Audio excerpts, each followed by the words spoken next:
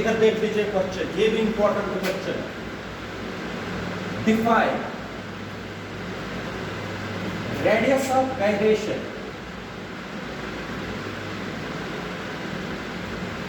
Define radius of gyration. Derive an expression for it.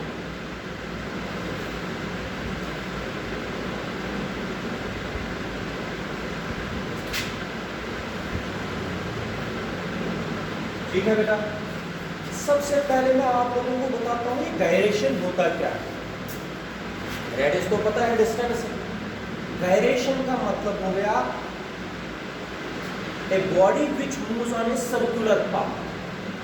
जो circular path है ना, जैसे ये दीवार है, आप लोग चक्कर लगाते हैं, ये जो सर्कुलर पाथ आप लोगों ने कवर किया उसको बोलते हैं गायरेशन। अगर आप डिक्शनरी में देखोगे गायरेशन का meaning that is circular path, that is.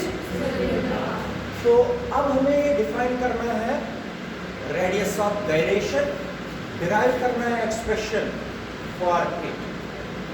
ठीक है, दो डेफिनेशन बनाएंगे, पहले डायग्राम फिर से समझाऊंगा, फिर डेफिनेशन आएगी, फिर डेरिवेशन। डेरिवेशन बिल्कुल आसान, सिर्फ आप लोगों को बता के मैं रखता हूँ। मोमेंट ऑफ इनर्शिया आप सबने अभी बताया, moment of inertia is given by शाबाश मास इनटू डिस्टेंस का शाबाश, डिस्टेंस का स्क्वायर। ये मैं नोट करके यहाँ पर रखता हूँ और आगे बढ़ेंगे। इधर देख लीजिए, let us consider a rigid body, जिस शेप की आपको मर्जी आप बना सकते हैं। इस वक्त देखो क्या है, this is the axis of rotation, this is axis of rotation. Understand करो question. Let this body is made up of n number of particles and each particle, इस वक्त each particle has mass m। सबसे पहले clear करो point, नहीं आएगा समझ मुझे बताओ कितने पार्टिकल्स हमने इसमें रखे, n नंबर ऑफ पार्टिकल्स। हर किसी का मास कितना रखा, जरा मुझे बता पहले कितने नंबर ऑफ पार्टिकल्स हैं, हर किसी पार्टिकल का मास m। टोटल नंबर कितने हैं, शाबाश। अगर यहां पर 20 बच्चे हैं, ठीक है, हर किसी बच्चे का मास है 40 kg, टोटल मास कितना बन गया, 40 मल्टीप्लाई 20 हो गया 800 kg। सभी बच्चों का मास कितना है। इस रिजिड बॉडी में कितने पार्टिकल्स हैं, हर किसी पार्टिकल का मास कितना है, total mass of the body, शाबाश। कौन सा है, स्मॉल n। कौन सा है, n into m is total mass of the body is represented by capital M। What is capital M and small m? What is capital M? Total mass of the body. What is small m? Mass of a single particle. Mass of a single particle. Mass of whole body is? What is smaller? What is n? Number of particles constituting the body. यहाँ तक समझ आया? शाबाश बेटा। फिर से उसी तरीके से, लेकिन आइडेंटिकल मास रखना है इस वक्त। m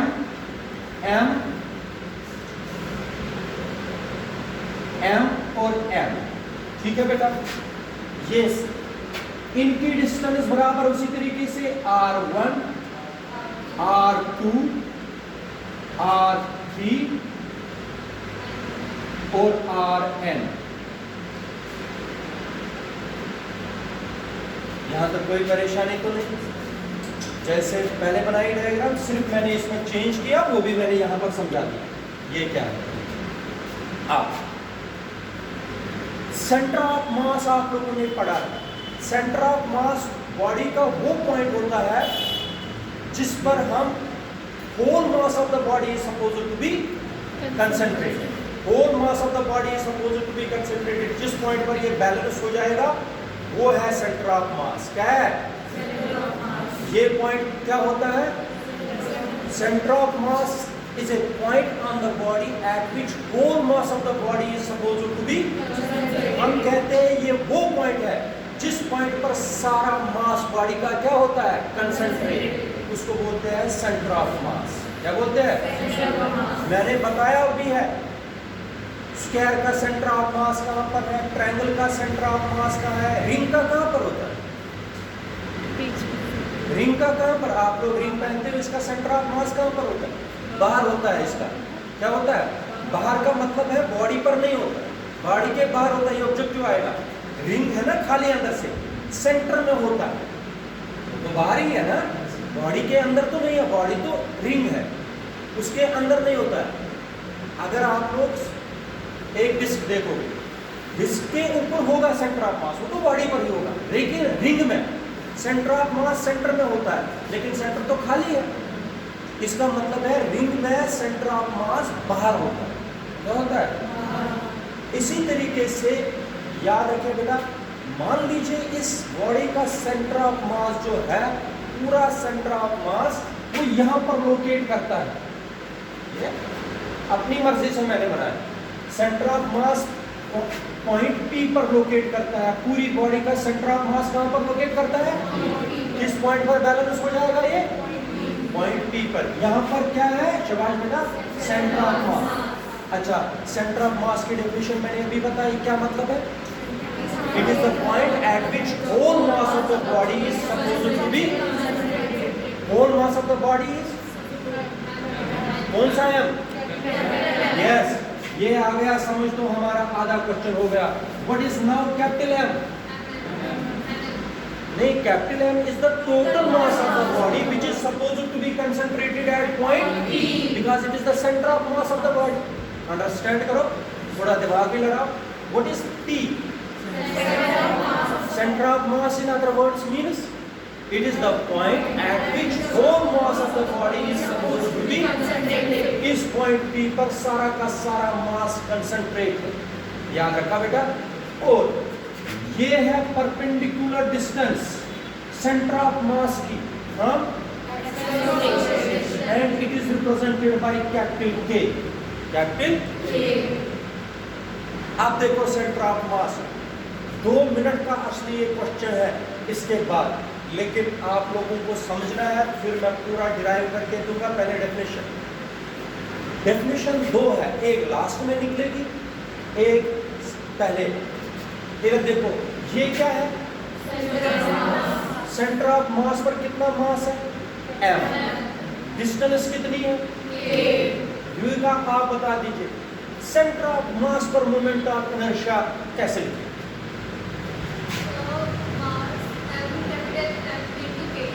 बिल्कुल ठीक, शाबाश बेटा। आप मुझे बताओ कैसे, क्या लिखूंगा? Capital M into K। ये है क्या जो आपने बोला? Moment of inertia of the body about centre of mass. Moment of inertia of the body about the centre of मास। शाबाश, ये याद रखा। अच्छा, छोड़ो moment of inertia of all the particles which constitutes the body leave the centre of mass. Centre of मास को छोड़ो। अब मुझे बताओ, जो ये बॉडी है, जो n नंबर ऑफ पार्टिकल्स से बनी है, एक का मास m, सबका मास मैंने m रखा। अगर मैं मोमेंट ऑफ इनर्शिया जिस तरीके से मैंने पहले लिखा था, वो कैसे लिखेंगे? Moment of inertia of the body, शाबाश, I is equal to m r1 का plus m plus so on, m n r n का। शाबाश, ये भी मोमेंट ऑफ इनर्शिया है, ये भी मोमेंट ऑफ इनर्शिया। फर्क क्या? ये है moment of inertia about centre of mass of the body. ये क्या है? Moment of inertia of all the particles which constitutes the about the same axis of rotation. समझ आया कि नहीं? आप डेफिनेशन देखो, आप देखो डेफिनेशन, ये दो मोमेंट ऑफ इनर्शिया बराबर होते, ये दो मोमेंट ऑफ इनर्शिया क्या होते हैं, क्योंकि whole mass of the body suppose to be concentrated, whole mass तो m1 m plus m plus m plus m last तक, सभी m को मैं प्लस करूंगा तो ये क्या बनेगा, कैपिटल M, कैपिटल M बनेगा। शाबाश, आप सुनो, रेडियस ऑफ गायरेशन डिस्टेंस है एक्चुअली, क्या है डिस्टेंस, कौन सी डिस्टेंस, परपेंडिकुलर डिस्टेंस की और कोई distance, perpendicular distance. Radius of gyration is denoted by k, ये डिस्टेंस होती है रेडियस ऑफ गायरेशन, कौन सी डिस्टेंस, जो एक्सिस ऑफ रोटेशन से ड्रा की जाती है कहां तक, शाबाश, जिस, इधर देख लीजिए, radius of gyration, radius of gyration is defined as the perpendicular distance from the centre of mass to the axis of rotation at which whole mass of the body is supposed to be concentrated. The moment of inertia about this point is equal to the moment of inertia of all the particles constituting the body about the same axis of rotation. मैं आप लोगों को हिंदी में भी समझाऊंगा।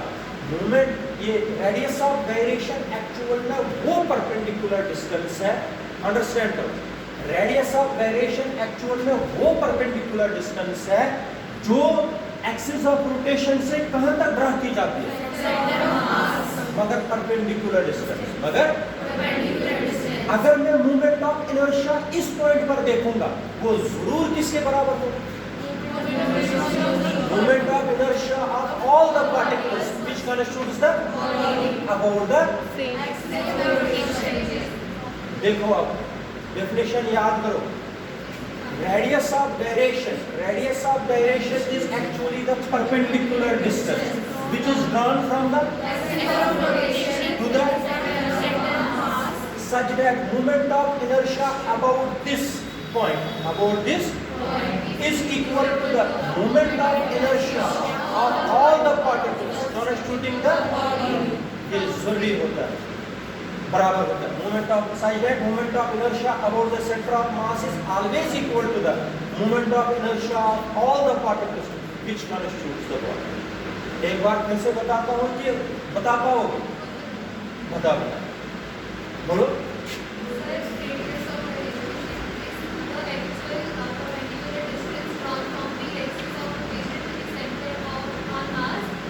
such that moment of inertia of that point is equal to the sum mass is equal to the mass of ना moment of moment inertia, of inertia of particles constituting the body from the same axis of rotation. बिल्कुल ठीक। अच्छा, और एक चीज यहाँ पर जोड़ लेना, that is radius of gyration is perpendicular distance, है ना, तो वो किससे डिनोट करते हैं, a से, ये याद है। रेडियस ऑफ gyration मास है, टाइम है कि डिस्टेंस है, शाबाश, ये याद रखना, radius of gyration is distance, बोलो शाबाश, करो ट्राई, गलत होने तो कोई प्रॉब्लम नहीं, बताओ। Radius of gyration is defined as the perpendicular distance from the axis of rotation to the center of mass such that the moment of inertia of that point is equal to the moment of inertia from the particles constituting the body. That is, radius of gyration is denoted by k. शाबाश, बिल्कुल ठीक। देखो आप लोगों ने मेरे से भी अच्छा बोला, इधर सुनो, आया समझ को नहीं, अब वो लिखना है, मैं एक्सप्रेशन निकाल के देता हूँ, पहले मैं आप लोगों को बताता हूँ, radius of gyration is actually the perpendicular distance, it is, इसलिए रेडियस ऑफ गायरेशन मैं आप लोगों को कंफ्यूजन दूर करता हूँ, it is distance, it is, इसलिए ऐसा यूनिट क्या आएगा इसका,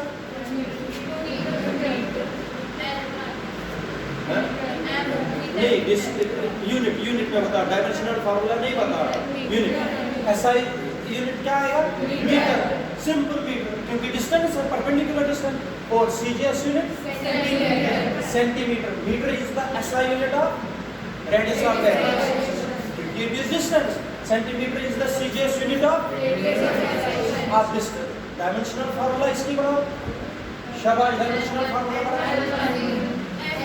m0 l1 d0। तुम लोगों को ऑब्जेक्टिव आएगा, identify the quantity which have dimensional formula m0 l1 d0। क्या होता है? यूनिट्स क्या है? सेंटीमीटर और मीटर। याद रखा, ये हो गई डेफिनेशन और यूनिट्स। और अब आएगा एक्सप्रेशन। एक्सप्रेशन फॉर, बिल्कुल आसान, आप लोग सिर्फ समझो, ये 2 मिनट में याद होता है।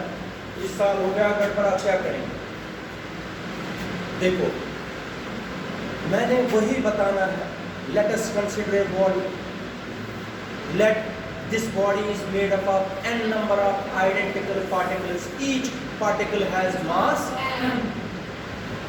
Let r1, r2, r3 be the perpendicular distances from the axis of rotation. शाबाश, ठीक है। Then moment of inertia of the body, then moment of inertia of the body, then moment of inertia of all the particles which constitute the body is given by I is equal to, ठीक है, यहाँ तक आएगा करना। शाबाश, कुछ common निकलेगा है m, r1 का प्लस r2 का, शाबाश बेटा, प्लस, ठीक है बेटा। अगर मैं मल्टीप्लाई एंड डिवाइड करूंगा RHS by n, small n से क्या करूंगा? मल्टीप्लाई और डिवाइड। तुम लोगों को जो मैं करूंगा आप लोगों को समझ आएगा क्यों किया sir. I is equal to, Shravan बताओ, n इंटू m, या r1 का स्क्वायर प्लस r2 का square plus so on plus rn का स्क्वायर डिवाइडेड बाई n और n। क्यों किया? हाँ बेटा, कहाँ पर? m की जगह कौन आएगा? What is capital M?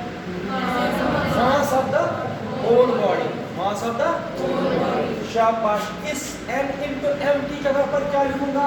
I is equal to, शाबाश, कैपिटल M, शाबाश, r1 का स्क्वायर प्लस r2 का square plus so on rn का upon, this is equation number first.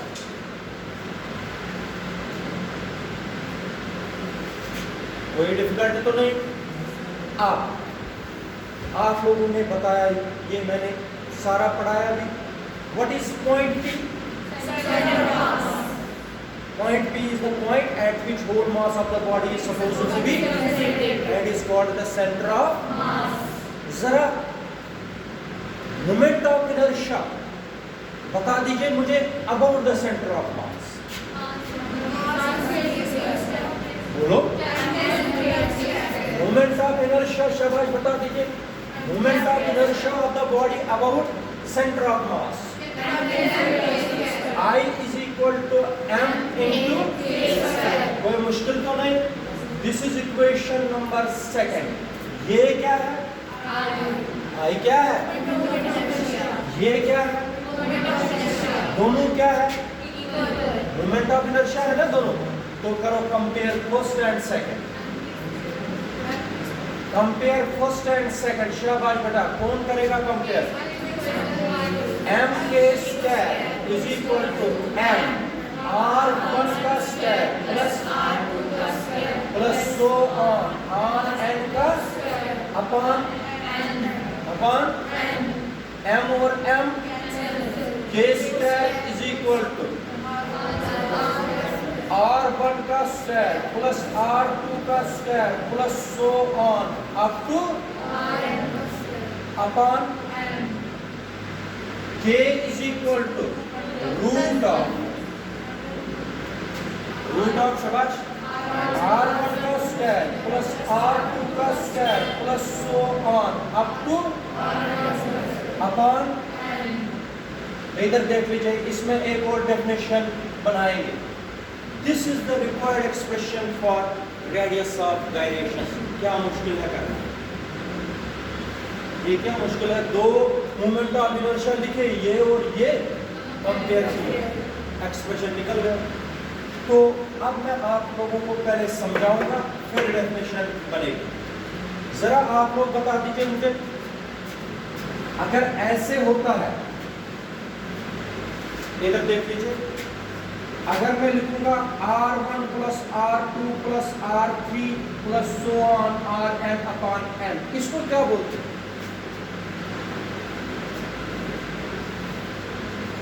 अगर मैं, एक बच्चे की एज है 18 ईयर्स, दूसरे की 17 ईयर, तीसरे की 16 ईयर, किसी की 19 भी है।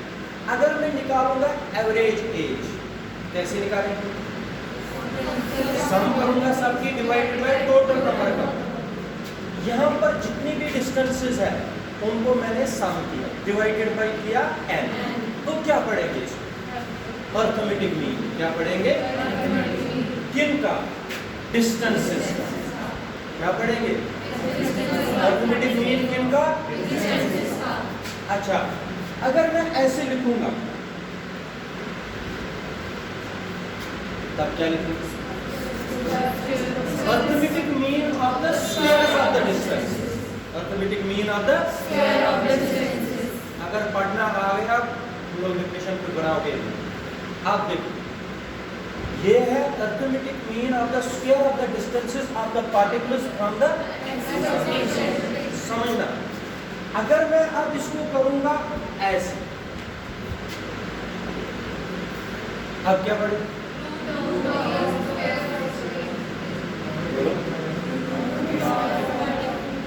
इसको पढ़ते हैं, याद रखना, इसको पढ़ते हैं रूट मीन स्क्वायर। क्या पढ़ते हैं?